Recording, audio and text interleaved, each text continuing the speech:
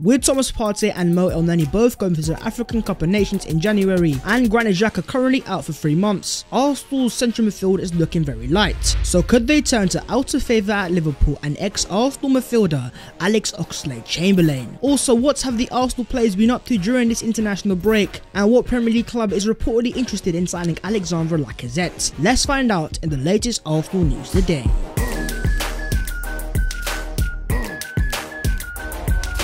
Yo, what's going on guys? My name is Bab14 and welcome back to your boys channel. Make sure to go down there and smash a like on the video, and also do subscribe to the channel if you're new. Thank you very much for 61,000 subscribers, but now still on the road to 70,000 subscribers. But let's get into the Arsenal news, and let's start off with Alex Oxlade Chamberlain. He left Arsenal back in 2017 to go to Liverpool, and since then he's won the Champions League and also won the Premier League title as well. But to be honest, his Liverpool career has been very stop and start, and that is simply because of injuries, just like how it used to be at Arsenal Football Club. And so with those consistent injuries, Chamberlain is currently out of favour at Liverpool and he wants a move away, but could he return to Arsenal Football Club? Well, according to a Mark Owen exclusive, Arsenal are considering a shock swoop for former player Alex Oxlade Chamberlain. Arsenal are currently interested in an initial 6-month loan with the possibility of a permanent deal at the end of the season. So according to Mark Owen, Arsenal want to re-sign Oxlade Chamberlain on a 6-month almost emergency loan. In terms of the source itself, of course he works for the Sun, and as most football fans know, these guys have a very dodgy reputation in football. But when it comes to Arsenal and transfer rumours, these guys have somewhat grown in reliability. In the last transfer window, cast your eyes back to Aaron Ramsdale. He was linked to Arsenal initially by the Sun, and even though at the time it caused quite a shock, as you guys know, he currently plays for Arsenal Football Club. So you guys can make of that what you will. The report also claims that Oxlade Chamberlain has a good relationship with Arteta, who also joined Arsenal in the summer of 2011, with both playing a part in the FA Cup successes in 2014 and 2015. For me, there are no surprises there. Of course, Mikel Arteta is going to have a good relationship with an ex-teammate. Now, personally, I don't think this move is going to happen, but if it were to happen, why exactly would that be? As it stands, Arsenal's central midfield is very light. So with Thomas Partey and Mohamed Elneny both set to go to the African Cup of Nations come January, and Granit Xhaka also being out for 3 months as it stands, that leaves Arsenal with Albert Sambi Lukonga, who's 21, and Ainsley Maitland-Niles, who isn't even a proper central midfielder in your boys' eyes. So with a lack of numbers and experience in central midfield, Arsenal could then turn to a 28-year-old who plays in central midfield. But for me, is Ox even an out-and-out central midfielder? His best time at Arsenal was when he played as a right wing back, and that was the reason why he left Arsenal. He wanted to play as a central midfielder, and Liverpool paid £35 million to acquire his services. So the fact that he's now 28 years of age, his career is still so stop and start because of injuries. If Arsenal were to re-sign Oxlade Chamberlain, even if it was to be just a 6-month loan, it would scream to me short-termism. And for Arsenal, they spent all summer trying to convince Arsenal fans of a so-called project of young, developing players that are going to get better over time and enter their peak years. They then go and sign a 28-year-old player who's currently out of favour at already a top 4 club. Almost looks like a step back, not a step forwards. And if Arsenal are serious of this so-called project, they need to back Arteta in January and Edu Gaspar and give them funds to go and sign a proper out-and-out central midfielder. I'm talking Bruno Guimaraes or other options. If Arsenal sign Chamberlain, that is completely and utterly short-term, and it's not the long-term solution. According to John Cross, Liverpool refused to do business despite strong interest in Chamberlain last summer, as boss Jurgen Klopp knows that Oxlade Chamberlain has big potential and can score goals from midfield. But in terms of Arsenal, if they were serious about this transfer, I still think they can make it happen. But as Thierry Henry said back in 2017, I've been watching Oxlade Chamberlain for a very long time and I still don't know what he's good at. Fast forward 4 years, with all due respect, I still completely agree. I still don't see him as an out-and-out central midfielder. So with all due respect to Alex Oxlade Chamberlain, you might pass the vibe test, but in terms of you as a player for Arsenal Football Club and potentially returning, it is a big fat and emphatic no from me. But what do you guys make of Oxlade Chamberlain back to Arsenal as a potential loan transfer? Would you guys be for that, or would you guys be against that? Moving on though, let's discuss the future of Alexandre Lacazette. Into his 30s now and into his final year as an Arsenal player, Lacazette has made it clear to Arsenal on numerous occasions that he's not going to extend his Arsenal contract. And so with that being the case, as it stands, he's going to leave Arsenal on a free transfer come next summer. But where exactly is Lacazette going to go? Well, reports today are claiming that Newcastle are eyeing up Arsenal star Alexandre Lacazette as a potential signing on a Bosman move in the summer transfer window. A Bosman being a free transfer to Newcastle for Lacazette. Well, I mean, I never thought I'd see the day, but I guess now with the new owners,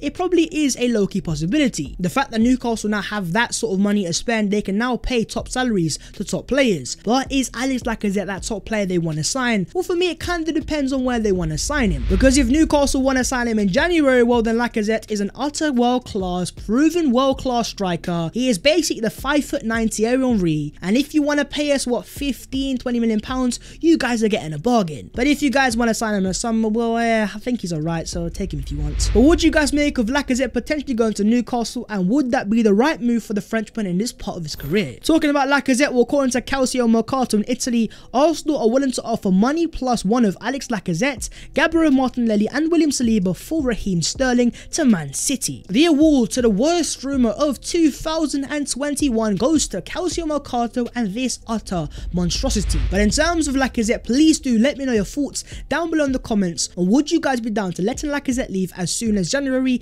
if a suitable offer was to arrive? Moving on, how have the Arsenal players been getting on during this international break? And starting off with Emile Smith Rowe, who has said he scored his first ever goal for the England under-21s, and in the process also bagging himself a Player of the Match award. And in terms of the goal itself, it was a great counter-attack with great pace from ESR himself, and it once again highlighted that this guy does have an underrated burst of pace. That burst of pace plus the power that's growing day by day, plus the lack of any sort of technical weaknesses, Emile Smith Rowe has some really scary potential if he does evolve into the player that I think he's going to be, and also remains injury free. But in terms of VSR, where do you guys see this guy as his max potential ceiling, and how good do you guys think he's going to be? It's also been confirmed that Pierre-Emerick Aubameyang scored a goal for Gabon, a cheeky little goal for the Arsenal captain, keeping his confidence flowing. And also Nicolas Pepe scored the opener for Ivory Coast in their game against Malawi this afternoon. First a goal for Alba, next a goal for Pepe. It's things you love to see. And so overall that means the likes of Thomas Partey, Bukayo Saka, Pierre-Emerick Aubameyang and Nicolas Pepe have all been on target for their countries over the international break. You can also add ESR, I think even Nuno Tavares will score for Portugal. Every single Arsenal player is bringing out the goals during this international break. My guys, hold them on for Arsenal instead. But regardless, it's great for these players and also great for their confidence, and hopefully when they come back to Arsenal fully fit and available, they can use their confidence on the pitch and show us some levels. And in terms of the Bukayo Saka goal specifically, as Opta Joe has confirmed, Bukayo Saka is the youngest player to score in consecutive appearances for England since Wayne Rooney in 2004, while he is also the youngest ever Arsenal player to net in consecutive games for the Three Lions. He is a star in the making. The guy's still 20 years of age. We've got years to come with Bukayo. The potential is scary alongside ESR. It's things you love to see, lads. Okay then lads, moving on to the other Arsenal news today. Arsenal Football Club are set to return in exactly a week's time from today against Crystal Palace and Patrick Vieira. And as has been confirmed, Mike Dean has been selected to referee Arsenal versus Crystal Palace. Mike Dean's the referee, you know, me and referees, we don't get on too well. These man here, they always causing me issues. Regardless though, as long as my man does his job, I think Arsenal have enough to get the win. William Saliba on his time at Marseille, I have been welcomed really well by my teammates and the fans. For me, it's a very good choice. It's a club I needed, with a very good pressure. At my age, it's good to play in a stadium like that. So William Saliba is enjoying his time at Marseille, and rightly so, he's having a pretty decent time there. But also in terms of the fact that he confirms that it was his choice to go to Marseille, not of Arsenal, and they would have preferred to see him go to another Premier League team instead on loan, like a Southampton or a Leicester or even a Newcastle. And you know what, thankfully he didn't go to Newcastle, because if that was the case, with the brand new owners and all that sort of money, if Saliba had thrived at Newcastle, then Arsenal could have been in big trouble. And finally, according to the Daily Mail, all of the big six clubs tried to actively stop the Newcastle Saudi takeover. Of course, I discussed this in depth in my last video, and ultimately I am not surprised, because when you have a new billionaire owner entering the league, especially when he's worth £350 billion, that only means that they're going to spend more money, making it harder for the likes of Man City, Chelsea, Arsenal, Liverpool, Man United, and even Tottenham. And the likes of the Arsenal owners and the other owners, they don't want to spend that sort of cash consistently. And even though Newcastle are not rivals on the pitch as it stands, Newcastle now have money to spend, making them financial rivals for the other big six teams, and that is a scary thought, especially for these owners. But while we're discussing Newcastle, I want to ask you guys a honest question. With Newcastle's brand new £350 billion owners, who do you think is going to win a league title first next? Arsenal Football Club or Newcastle United? I'm not really a fan of the question, but I thought I'd ask it anyways. To me, I'm going to go for Arsenal, but the fact these men have the owners now, can kind of see the other side as well. Hey, it is what it is. But that is the video there. If you guys have enjoyed, make sure to go down there and smash a like on the video, and also do subscribe to the channel if you guys are new. If you want to follow your boy on them social medias, then the links will be down below in the description. But that was the latest Arsenal news today, and Alex Oxlade Chamberlain back to Arsenal. This is peak international break rumours. Anyways guys, I will see you soon in a bit.